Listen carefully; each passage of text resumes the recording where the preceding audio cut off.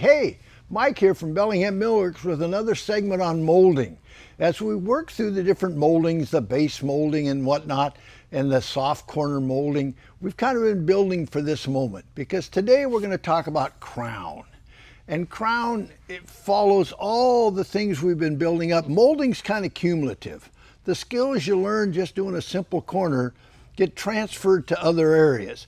One exception, or the one thing that is added when you do crown, is crown lays against the wall and the ceiling at an angle. And if you just set it back against your chop saw and cut it, it wouldn't lay at that angle. So, simple solution to that. You build a little pattern for it that holds it on your chop saw at the angle it's going to be when it's on the wall.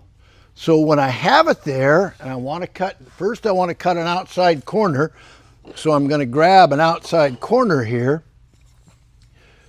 My outside corner, I just set my saw over at 45. Now remember, we have the skills if our corner isn't exactly 90, and we should check it with our square so if we have to use those additional skills. But today, we're just going to say we had good corners and we're going to cut it at a 45. I can slide it out, and now when I come down with my saw, it is cut so it will lay against my wall at that angle, and here's my outside corner. If I did it to another piece, and I got to find the piece that has the outside corner on it, when I put these together, they lay at an angle. I don't know if you can see that or not. I'll hold them like this.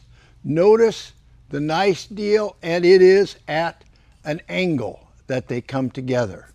Quite simple. The inside corner works in the same way, with the fact that the inside corner shows us the wood. So now, just come over here, swing my saw to my 45, have it held in my little pattern here. When I come down, it is a 45 for my inside corner where the pieces come together. Remember, crown lays at an angle between the wall and the ceiling. And that is the challenge of having and cutting those. And again, the one thing I always want to remind you of, what really works slick when you go to put together is our 2P10. It allows me to fasten that together, so when I hold it up there, notice it's at an angle. When I hold it in that inside corner, I don't have to worry about my fit there. I just have to worry about putting my nails away from the corner a little bit. Fun stuff, a lot simpler than you might have anticipated. There's one thing I don't know if you noticed or not that I flipped this over in playing around when I made my jig that I was going to use, and notice this is adjustable for different size crowns. This is my ceiling, this is my wall. So it sits like it would. Here's the ceiling, here's my wall.